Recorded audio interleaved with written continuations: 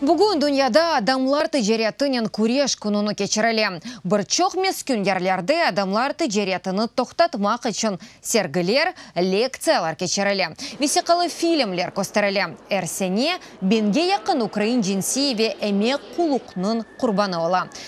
Экибен сенесінден башылап қанун құруйжыларға ве халқара тәшкилатларға ярдым істеп 15 бен Украин мұражат етті. Зарар көргенлерінің 61% әркеклер. Бұның еле зарарға тіджери мақсаднен қоланылған балалар оғырай. Мисал оларақ тіленжілік. Білдірув компаниялар адам чоқ олған ерлерді тәшкилетілді.